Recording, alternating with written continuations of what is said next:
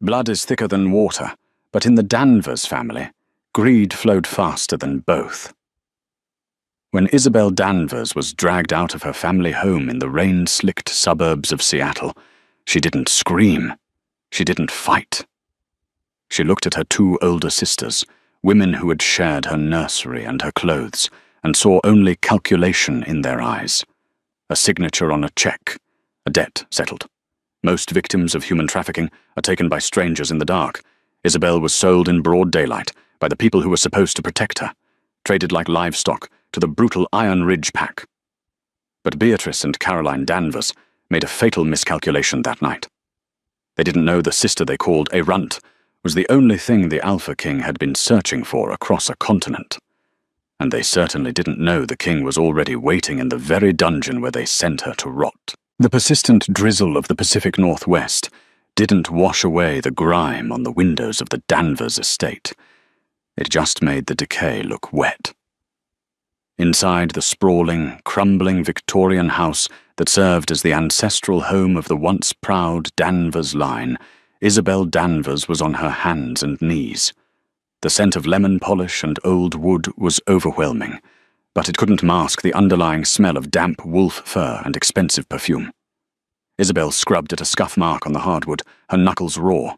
At 22, she was the youngest of the three Danvers sisters, and in the hierarchy of the Silver Creek pack, she was a ghost. She had never shifted. Her wolf was dormant, perhaps non-existent. To a family, that made her worse than human. It made her a waste of resources. You missed a spot near the baseboard, Isabel. The voice was cool, detached, and sharp as a scalpel. Isabel didn't look up, but her shoulders tensed. Beatrice Danvers, the eldest, stood in the doorway. She was a stunning creature. Tall, blonde, with eyes like chips of flint. She held a glass of red wine, though it was barely noon. "I'm getting it, Bea," Isabel murmured, dipping the rag back into the bucket of grey water. "Don't call me that," Beatrice snapped, stepping into the room. Her heels clicked ominously on the floor Isabel had just cleaned. "And hurry up. Caroline is bringing the appraiser over at 2. If this house looks like a sty, it reflects on our standing. We're already hanging by a thread." Isabel sat back on her heels, pushing a stray lock of dark hair out of her eyes.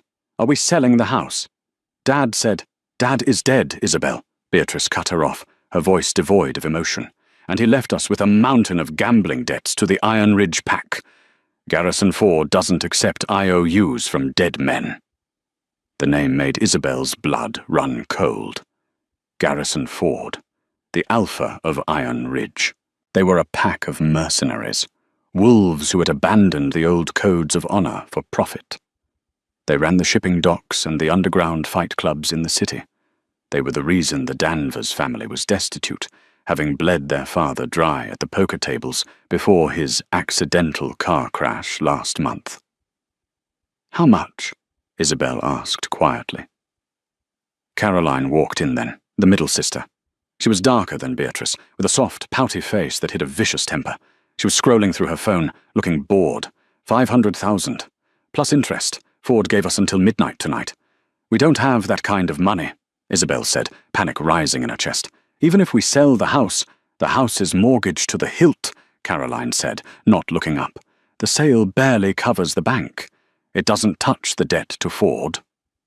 Beatrice took a slow sip of her wine, her eyes fixed on Isabel. It was a look Isabel had seen before, usually right before she was blamed for a broken vase or a missing earring. But this time the look was heavier. It was final. "We found a solution, though," Beatrice said softly. Isabel stood up, wiping her wet hands on her jeans. "What solution?" "Garrison Ford is traditional, in his own twisted way," Beatrice said, circling Isabel. She reached out, touching Isabel's chin, turning her face to the light. "He needs fresh blood in Iron Ridge. He's looking to solidify a treaty with the southern cartels, and he needs a bride to offer one of their lieutenants, or a breeder for his own stock. He isn't picky." Isabel pulled away, stumbling back against the wall. "No. It clears the debt, Izzy," Caroline said, finally looking up. Her expression wasn't apologetic. It was annoyed that this conversation was taking so long. Full forgiveness. We get to keep our status in Silver Creek. We get to live. You can't, Isabel whispered, tears pricking her eyes. You can't sell me. I'm your sister. You're a latent, Beatrice sneered, the mask of civility dropping. You're 22 and you haven't shifted. You're a drain on this family. You eat our food, you take up space, and you offer nothing. Dad kept you around as a pet, but Dad isn't here anymore. I have a job, Isabel argued, her voice shaking. I work at the library. I contribute— Pennies, Beatrice shouted, throwing her wine glass. It shattered against the wall next to Isabel's head, red liquid splashing like blood across the floral wallpaper. We owe $500,000 by midnight, or Ford sends his enforcers to kill us all. Do you understand? You are the currency, Isabel. It's the only value you have. Isabel turned to run, but Caroline was faster. For a wolf, even a beta like Caroline, a human speed girl was nothing. Caroline grabbed Isabel by the hair, yanking her back. "Oh, don't make this difficult," Caroline hissed in her ear. "The car is waiting." The drive to the Iron Ridge territory was a blur of grey highway and silent terror. Isabel's hands were zip-tied behind her back. She sat in the back seat of the family's Mercedes, sandwiched between two large duffel bags of her own clothes, hastily packed by Beatrice. They didn't speak to her. Beatrice drove, her knuckles white on the steering wheel, while Caroline checked her makeup in the visor mirror, humming along to a pop song on the radio. The banality of it was what broke Isabel's heart. They weren't mourning. They were relieved. They were getting rid of a problem. They pulled into an industrial shipping yard near the port of Tacoma as the sun began to set, casting long, rusted shadows across the shipping containers. The air smelled of salt, diesel, and ozone. A black SUV was waiting for them, idling near a stack of blue containers. 3 men stood outside it. They were huge, wearing leather jackets with the Iron Ridge insignia, a jagged mountain peak, stitched on the chest.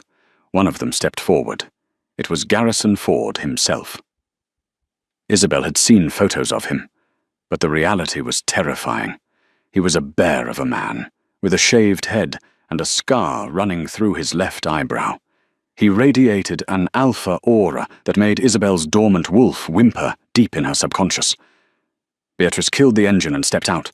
She held her head high, acting the part of the sophisticated aristocrat, even as she sold her own flesh and blood. "Alpha Ford," Beatrice said, smoothing her skirt. "We're on time." "You brought the package?" Ford's voice was like gravel grinding together. Caroline opened the back door and hauled Isabel out. Isabel stumbled, her knees scraping the asphalt. She looked up at Ford, her eyes wide with fear. Ford looked her over, his lip curling in distaste. "Small, frail. I thought you said she was a beauty, Beatrice." "She cleans up well," Beatrice said quickly, her voice tight, "and her bloodline is pure Danvers. She just hasn't shifted yet. That makes her malleable, easier to train." Ford laughed, a harsh barking sound. He walked over to Isabel, grabbing her jaw with a hand the size of a shovel. He squeezed until she gasped. "Latent, a runt. You're paying a gambling debt with a defective wolf, Beatrice. That's risky." "She's fertile," Caroline interjected, leaning against the car. "And she's healthy. That's what you asked for. A body to settle the account." Ford stared into Isabel's eyes. For a second, Isabel prayed he would reject her, that he would tell them to take her back. Instead, he grinned, revealing yellowed teeth. "She'll do for the kennels. The boys get lonely on the night shift. And if she survives the winter, maybe I'll sell her down south." He snapped his fingers. One of his enforcers, a man with a nose ring and dead eyes, stepped forward and cut the zip ties on Isabel's wrists, only to slap a pair of heavy iron cuffs on her immediately. "The debt is cleared," Ford said, tossing a thick envelope at Beatrice's feet. It wasn't money. It was the promissory note their father had signed. "Don't let me see any of you Danvers bitches in my territory again." "We won't be a problem," Beatrice said. She picked up the envelope. Isabel watched as her sisters got back into the Mercedes. Beatrice started the car. "Caroline!" Isabel screamed, finding her voice at last. She lunged forward, but the enforcer yanked her back by the chain of the cuffs. "Please, don't leave me here! Please!" Beatrice looked in the rearview mirror. For a fleeting second, her expression wavered, a crack in the ice. But then she shifted gears, and the Mercedes peeled away, tires screeching on the wet concrete. They didn't look back. Isabel collapsed, sobbing, as the taillights disappeared into the rain. "Stop that noise!" Ford growled. He grabbed her by the back of her shirt and dragged her toward the SUV. "Welcome to Iron Ridge, sweetheart. You're nobody now." The Iron Ridge compound was a fortress of concrete and steel, built into the side of an old quarry. It wasn't a home. It was a prison camp. Isabel was dragged through corridors that smelled of stale beer and unwashed bodies, past rooms where loud music and shouting echoed. They didn't take her to a bedroom. They took her down. The elevator rattled as it descended into the basement levels. Ford had handed her off to his beta, a sadistic man named Miller. Miller shoved her out when the doors opened. "Full house tonight," Miller sneered. "We're putting you in cell 4. Try not to get eaten." The dungeon, because there was no other word for it, was a long hallway of barred cells. Most were empty, but a few held shivering, dirty figures, deserters, debtors, and enemies of the pack. Miller opened a heavy steel door at the end of the hall and shoved Isabel inside. She fell hard onto the cold stone floor. The door slammed shut with a finality that echoed in her bones. The lock clicked. "Dinner's at 6, if you're still alive," Miller called out, laughing as he walked away. Isabel lay on the floor for a long time, the damp cold seeping into her clothes. The cell was pitch black, save for a sliver of light coming from the hallway. It smelled of mildew and something else. Something spicy and metallic, like ozone and pine forests before a storm. She sat up, hugging her knees to her chest, trying to stop shaking. Her eyes adjusted to the gloom. That's when she saw him. In the far corner of the cell, chained to the wall by heavy silver shackles, sat a man. He was massive, his shoulders broad enough to block out the corner of the room. He was shirtless, his skin covered in grime and dried blood. Long, dark hair hung over his face. He sat with a stillness that was unnatural, like a predator waiting to strike. Isabel gasped, scrambling backward until her back hit the bars. The man didn't move. He didn't look up, but a low, vibrating rumble emanated from his chest. It wasn't a growl. It was deeper.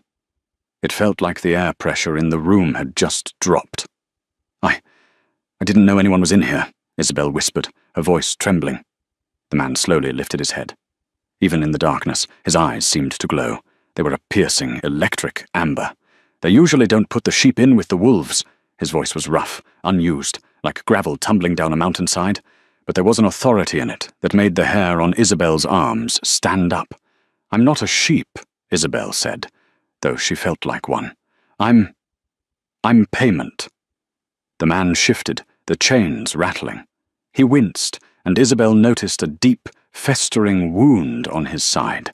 It looked like a silver burn, a weapon designed to stop a wolf from healing. "Payment," he repeated, testing the word. He looked at her, really looked at her, and his nostrils flared. He inhaled sharply. For a moment, the air in the cell charged with static. Isabel felt a strange pull in her chest, a tugging sensation behind her navel. It was warm, contrasting with the freezing cell. "What is your name?" he asked. It wasn't a request, it was a command. "Isabel," she said. "Isabel Danvers." The man closed his eyes and leaned his head back against the stone wall. A bitter, dark chuckle escaped his lips. "Danvers," he muttered. "Of course. The universe has a sick sense of humor." "Who are you?" Isabel asked, her curiosity momentarily overriding her fear. He was obviously a prisoner, but he didn't look defeated. He looked patient, like a tiger in a zoo who knows the glass is about to crack. He opened his eyes again, fixing her with that intense, amber gaze. "You can call me Kay. Why are you here, Kay?" "I was looking for something," he said cryptically, "and I let myself get caught to find it." "Did you find it?" He looked at her, at her terrified eyes, her bruised wrists, the brave set of her jaw. The scent of her, vanilla and rain, was filling the cell, overwhelming the smell of rot. It was the scent he'd been chasing across 3 states, the scent that had haunted his dreams for a decade. "Yes," Kay said, his voice dropping to a dangerous whisper. "I think I just did." Isabel didn't understand. She crawled a little closer, seeing the blood on his side. Her natural instinct to heal, to help, kicked in. "You're hurt, Silver?" "Yes. If I can get some water, maybe I can clean it," she said. "Don't come closer, Isabel," he warned, his muscles tensing against the chains. "I haven't fed in 3 days, and you smell very appetizing." It wasn't a threat of violence, she realized with a start. It was something else. The heat in his eyes wasn't hunger for meat. It was possession. "I'm not afraid of you," she lied. "You should be," Kay said. "I'm the nightmare Garrison Ford tells his children about." Suddenly the door at the end of the hallway banged open. Heavy boots stomped towards them. "Get up, girl," Miller's voice boomed. "Ford wants to see his new purchase. He's got visitors from the south, and he wants to show off." Miller unlocked the cell door. He stepped in, avoiding Kay, who watched him with lethal calm. Miller grabbed Isabel by the hair. "Let's go." "Don't touch her," Kay said. The volume didn't rise, but the command hit Miller like a physical blow. The beta flinched, looking back at the chained prisoner. "Shut up, stray," Miller spat, though his voice wavered. "Or I'll bring the cattle prod again." He dragged Isabel out. As the door slammed shut, Isabel looked back. Kay was straining against his chains, the silver groaning under the pressure. His eyes were locked on hers, burning with a promise of violence that terrified and thrilled her. "I'll come for you," he mouthed.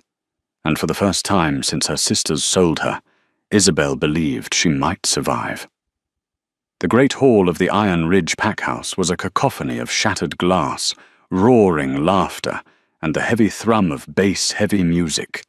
It was a space designed for intimidation. Trophies of rival packs hung on the walls, and the floor was stained concrete. Garrison Ford sat at the head of a long, makeshift table, covered in bottles of whiskey and piles of raw steak. Flanking him were representatives from the southern cartels, men in expensive suits who looked out of place among the biker leather aesthetic of the wolves, but whose eyes held the same predatory glint.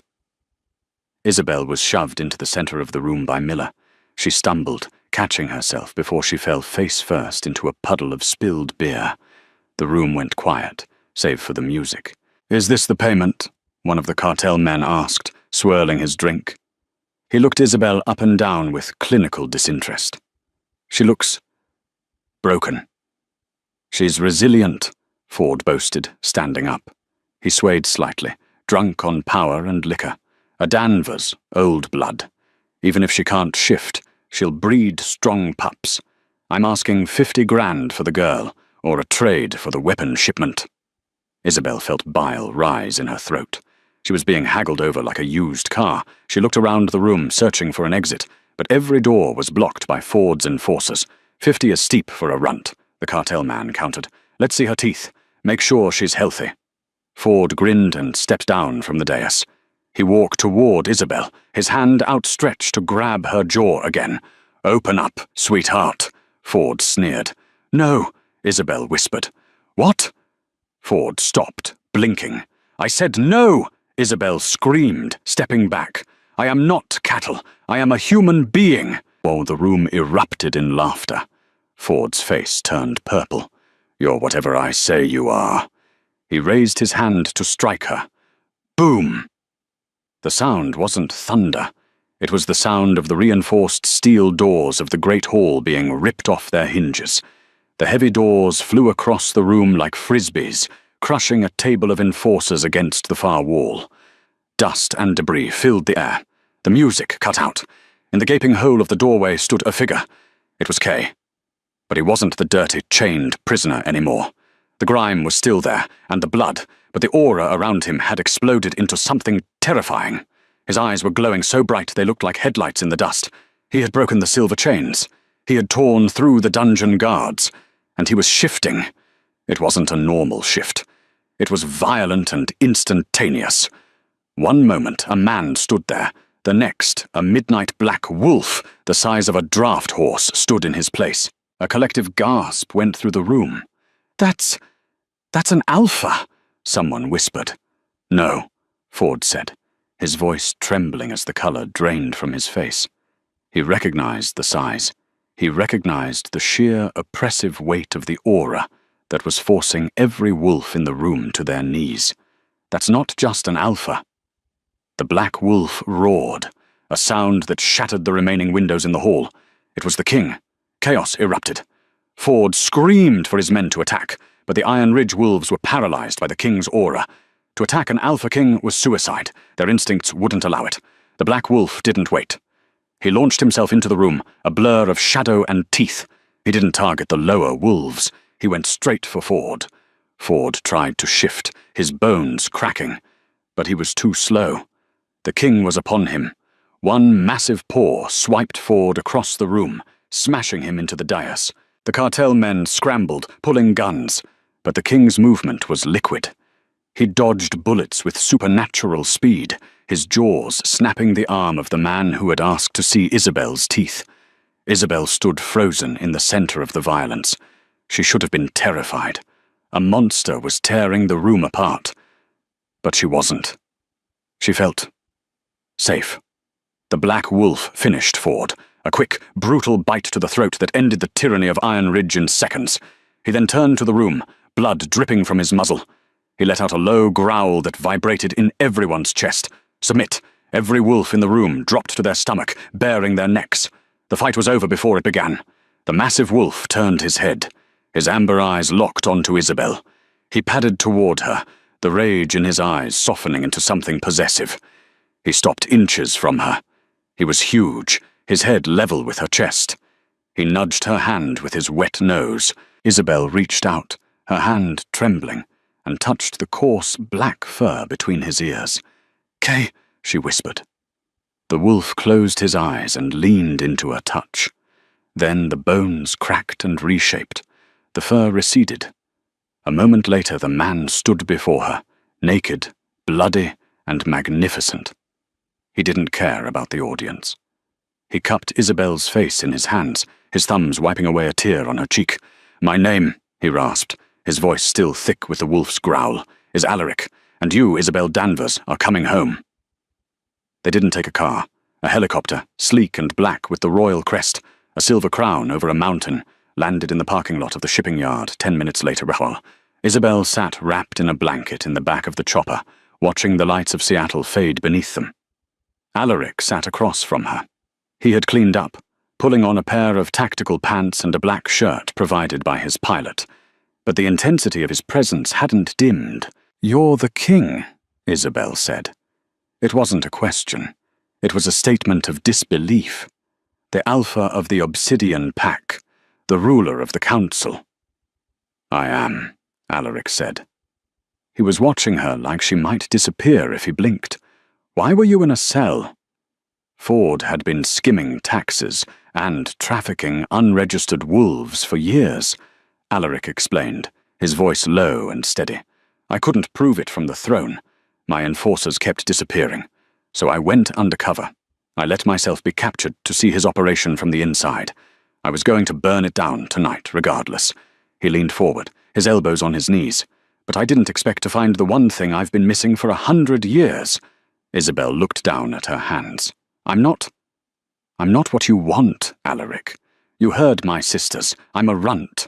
I can't shift. I'm useless to a king. You need a powerful Luna." Alaric growled softly, a sound of frustration. He moved from his seat to the one next to her, crowding her space. He took her hand, placing it over his heart. It was beating slow and strong, like a war drum. "Do you feel that?" he asked. "It only beats like that for you. The mate bond doesn't make mistakes, Isabel.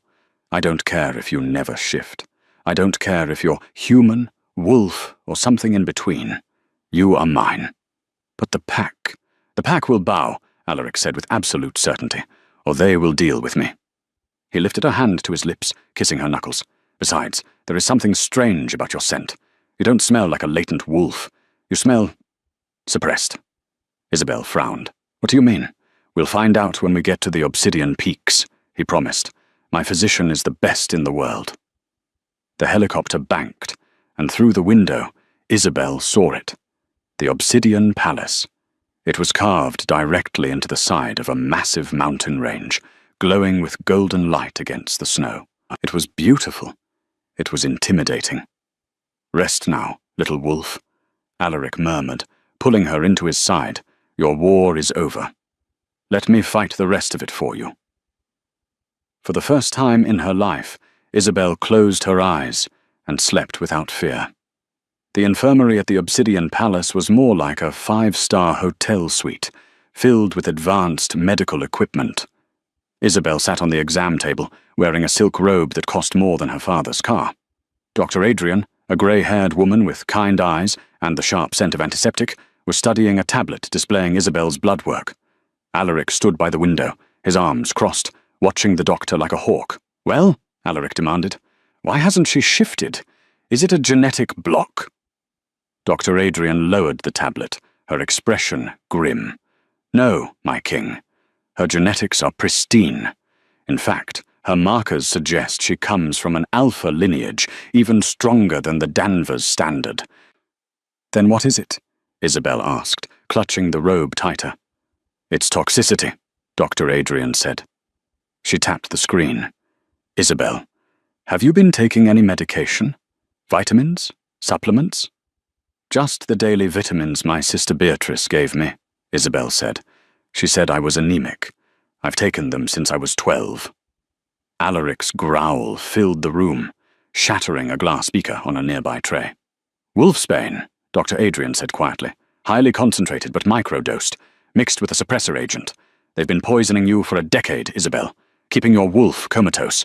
If you had tried to shift with this much poison in your system, it would have killed you. Isabel felt the world tilt. Beatrice? But why? Because, Alaric said, his voice cold as the grave, turning from the window. If you shifted, you would have been stronger than them. You would have been the true heir to the Danvers line.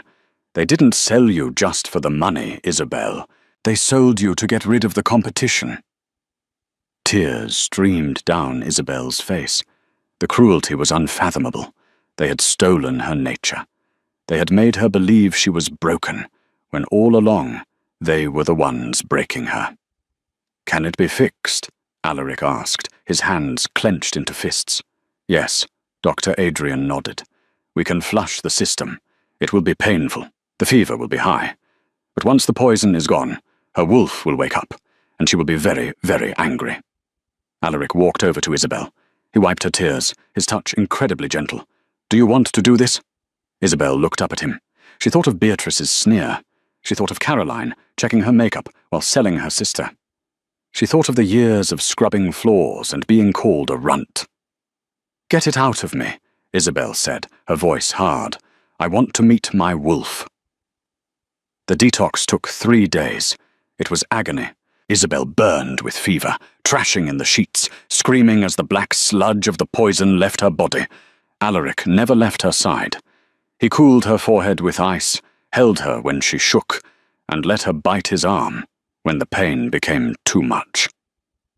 On the morning of the 4th day, the fever broke. Isabel opened her eyes. The world looked sharper. The colours were more vivid. She could hear the heartbeat of a guard standing 3 rooms away. She could smell the snow on the mountain peak, and inside her, a massive, dormant presence stretched and opened its eyes. Finally, her wolf spoke. We are awake. The grand throne room of the Obsidian Palace was not built for comfort. It was built to remind lesser wolves of their mortality. Carved from the living rock of the mountain, the walls soared 100 feet high, polished to a mirror-like black sheen that reflected the flickering torches in distorted, ghostly shapes. The air was always cold here, carrying the scent of snow, iron, and ancient blood. Today the room was suffocating. Over 500 dignitaries had gathered. They were the alpha nobility of the continent, representatives from the coastal packs, the highland clans, and even the reclusive desert walkers. They stood in tiered galleries, their hushed whispers creating a low, buzzing hum, like a hive of agitated hornets. They had come for the wedding announcement of the Alpha King, Alaric Blackwood. Instead, they had been summoned for a trial. Alaric sat upon the obsidian throne. There was a terrifying stillness in the centre of the room. He wore his formal military dress, charcoal grey wool with silver threading. But he had foregone the ceremonial cape. He wanted his arms free. His sword, Knight Sever, rested against the side of the throne, unsheathed. The blade was dark steel, etched with runes that pulsed with a faint, rhythmic, violet light, syncing with the king's heartbeat. To his right, the queen's throne sat empty. "The court is restless, 'tis my king," murmured Lord Stirling, the alpha of the Storm Coast pack. He stood at the foot of the dais, looking nervous. Stirling was a traditionalist who had been vocal about his concerns regarding Alaric's choice of a mate. "Rumours are spreading. They say she is human. They say she is broken. Some are even saying you've been bewitched." Alaric's amber eyes slid slowly to Stirling. The temperature in the room seemed to drop 10 degrees. "Let them whisper, Stirling," Alaric said, his voice a low rumble that vibrated in the floorboards. "Whispers are the prayers of cowards. They will scream soon enough." Stirling swallowed hard and stepped back, bowing his head. "Bring them," Alaric commanded. The heavy iron doors at the far end of the hall groaned open. The sound was like a dying beast. 2 of the king's elite Praetorian guards, massive wolves in human form, wearing matte black armour, marched in. Between them, dragging their feet in shackles that clanked against the stone floors, were Beatrice and Caroline Danvers. They were a stark contrast to the opulence of the room. Beatrice's once pristine blonde hair was matted with grease and dirt. Her designer dress was torn at the hem, stained with mud from the transport cells. Caroline, usually the picture of vanity, looked hollowed out, her eyes darting around the room with the frantic energy of a trapped rat. They had been intercepted at the private airfield in Tacoma, attempting to board a chartered jet to Monaco with a suitcase full of Garrison Ford's blood money. They had expected a life of luxury on the Riviera. Instead, they had spent 2 weeks in the deepest, wettest containment cells beneath the obsidian mountain. As they were dragged towards the dais, the crowd parted. The murmurs grew louder. The Danvers sisters? I thought they were destitute. Look at them. They smell of fear and stale wine. The guards forced them to their knees at the foot of the stairs leading to the throne. Beatrice winced as her knees hit the unforgiving stone, but she lifted her chin. Even in chains, her arrogance was a reflex she couldn't suppress. She looked up at Alaric, her eyes assessing, calculating. She saw a king, yes, but she also saw a male, and Beatrice had spent her entire life manipulating males. "Your Majesty," Beatrice began, her voice raspy but steady. She attempted a curtsy from her knees, a grotesque parody of elegance. "There has been a terrible misunderstanding.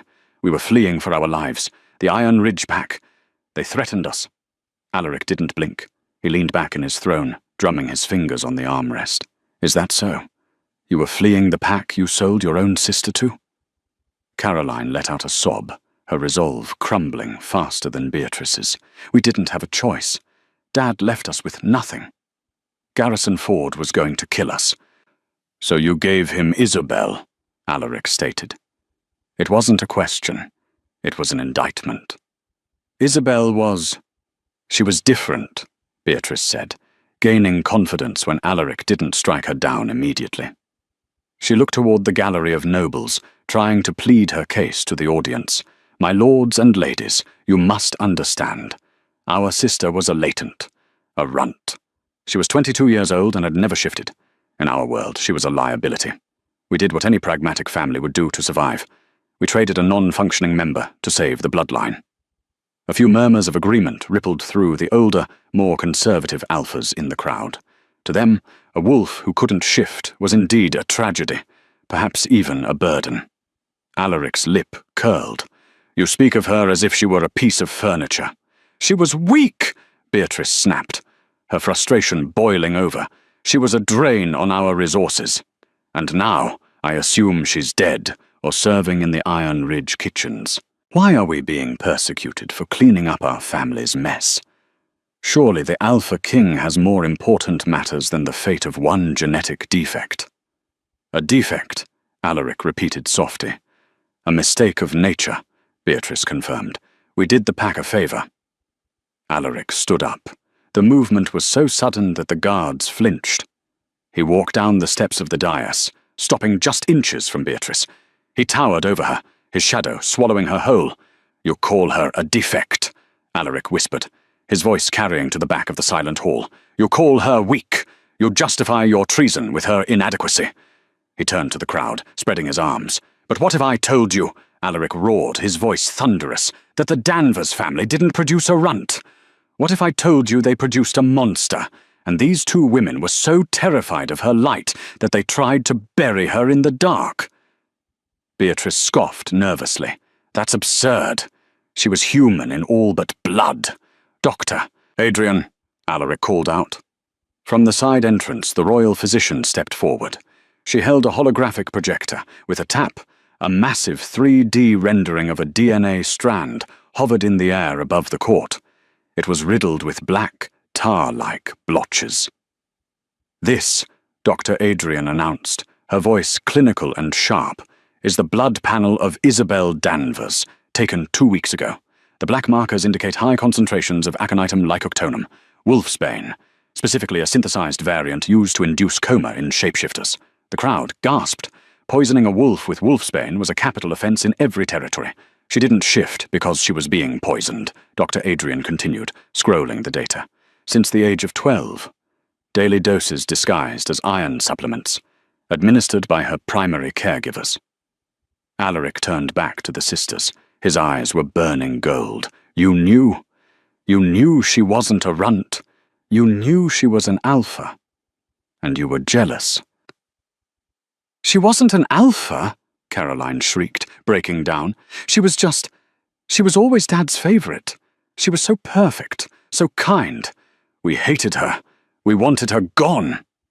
Beatrice elbowed Caroline hard in the ribs, hissing, Shut up! It doesn't matter! Beatrice yelled at the king, abandoning her facade. So what? We drugged her. It's family business. She's gone now. You can't execute high-born ladies for a domestic dispute.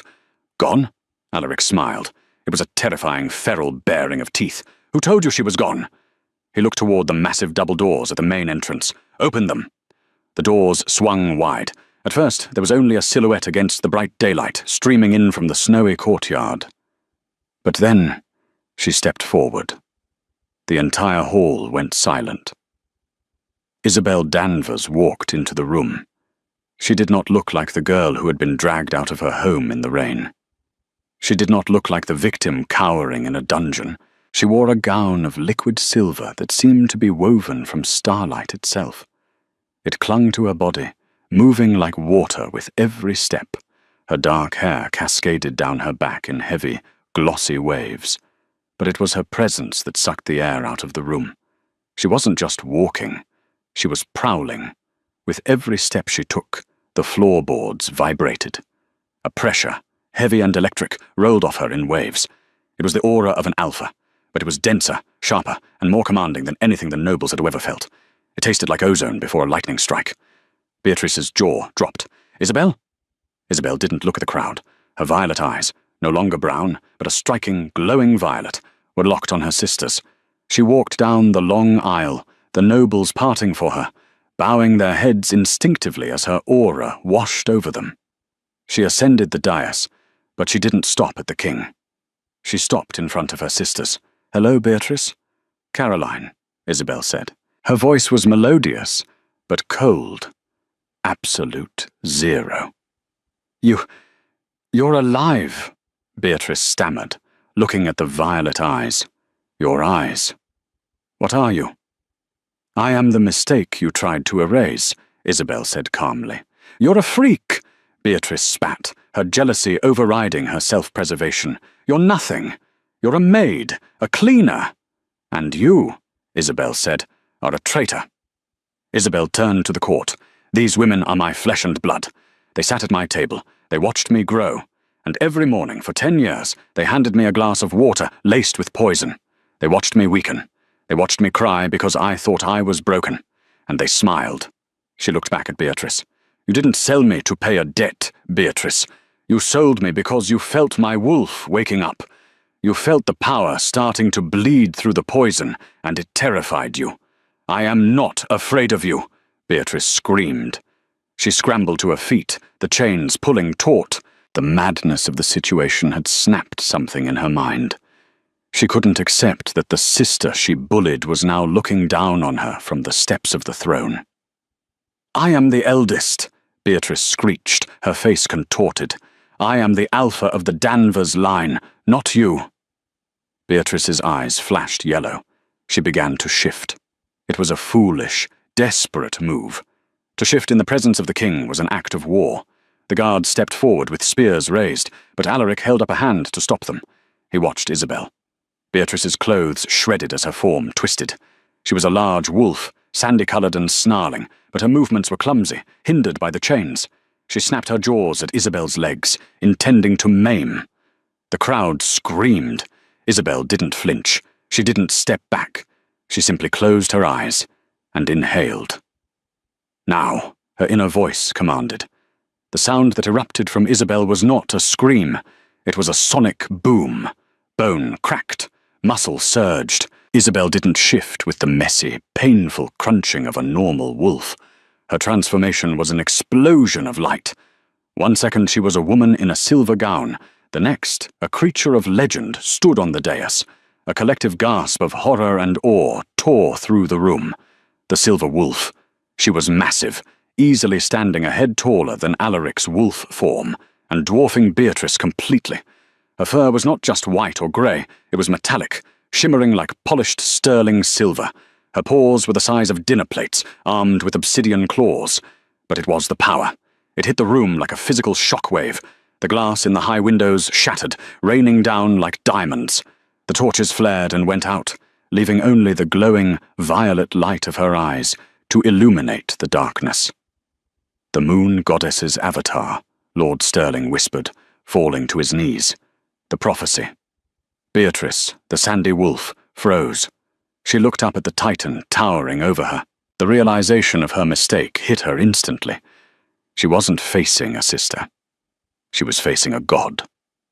The silver wolf let out a growl that sounded like grinding tectonic plates. She moved with blinding speed. She pinned Beatrice to the stone floor with a single paw. The impact cracked the foundation of the dais. Beatrice whined, a high-pitched sound of terror, flattening her ears and exposing her throat in ultimate submission. She pissed herself, the acrid smell mixing with the dust. Isabel lowered her massive head. Her jaws, capable of crushing a car engine, hovered over Beatrice's neck. The court held its breath. They expected the snap, a spray of blood. It was the right of the alpha. Beatrice had attacked. She deserved death. Isabel could feel Beatrice's pulse fluttering wildly against her fur. "Kill her," the instinct whispered. "She stole 10 years of your life. She sold you to be raped and eaten. End her." Isabel tightened her grip. Beatrice yelped. But then Isabel looked at Caroline, who was curled in a fetal ball, sobbing silently. She looked at the nobles who were trembling in fear of her. If she killed them, she proved them right. If she killed them, she was just another brute in a world of violence. She was the silver wolf. She was better. Isabel leaned down and roared into Beatrice's face, a sound of pure dominance that stripped Beatrice of her rank, her status, and her dignity forever. Then she stepped back. The light flared again, and Isabel stood there, naked and breathing hard, her skin glowing in the dim light. Alaric was there in a heartbeat, wrapping his heavy military coat around her, shielding her body from the eyes of the court. He held her tight, his hand tangled in her hair, his eyes scanning the room with a challenge. "My queen," Alaric whispered against her ear. "Your judgment?" Isabel looked down at her sisters. They were broken things. Pitiful. "Death is a mercy," Isabel said, her voice projecting clearly without a tremor, "and they do not deserve mercy." She pointed a trembling finger at Beatrice, who had shifted back to human form and was huddled on the floor, weeping. "You wanted to be royalty, Beatrice. You wanted status. So I will give you the opposite." Isabel looked at the captain of the guard. Strip them of the Danvers name. Burn it from the registry. They are nameless. No, Beatrice moaned. Take them to the northern wastes, Isabel commanded. Her voice was iron. To the sulphur mines. They will not be supervisors. They will not be guests. They will be labourers. They will dig the earth until their hands bleed. They will sleep on stone. They will eat gruel. They will know what it is to be powerless. The northern wastes were a death sentence in slow motion. It was a place of eternal winter, where rogue wolves and criminals worked in toxic fumes. And, Isabel added, her eyes flashing violet one last time, or put a dampener collar on them.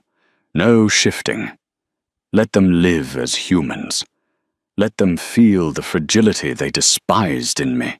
"Please!" Caroline screamed, dragging herself forward. "Isabel, please, we're your sisters!" "My sisters died the night you put me in that car," Isabel said coldly. "Take them away." The guards hauled the screaming women to their feet. Beatrice looked back, her eyes filled with hate and madness, but Isabel didn't look away. She watched until the heavy doors slammed shut, silencing their wails. The silence that followed was heavy. Alaric stepped forward, his arm still wrapped around Isabel's waist. He looked at Lord Stirling. He looked at the dignitaries. "You have seen the Silver Wolf," Alaric announced, his voice ringing with pride. "You have seen the judgment of your queen." He turned to Isabel, dropping to one knee. The Alpha King, the strongest warrior in the hemisphere, bowed before her. He took her hand and kissed the signet ring on her finger. "I pledge my life, my pack, and my soul to you, Isabel," Alaric vowed. "My equal, my fate."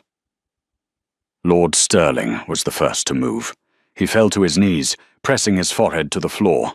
"Long live the Queen!" The chant rippled through the room, growing louder and louder, until the very mountain seemed to shake with it. "Long live the Queen! Long live the Queen!" Isabel looked out at the sea of bowing wolves. She felt the warmth of Alaric's hand in hers. She felt the hum of the silver wolf in her blood, content and settled. She had lost a family that never loved her, but she had found a kingdom that would die for her. She squeezed Alaric's hand, signaling for him to rise. As he stood and pulled her into a searing kiss, Isabel Danvers knew one thing for certain. The runt was dead. The Queen had risen, and the world would never be the same. What a journey for Isabel! From being scrubbed out of her own family history to rising as the legendary Silver Queen of the Obsidian Pack. It just goes to show that true power isn't about status or cruelty. It's about resilience. Isabel survived the betrayal of her own blood to find a love that burned down the world for her.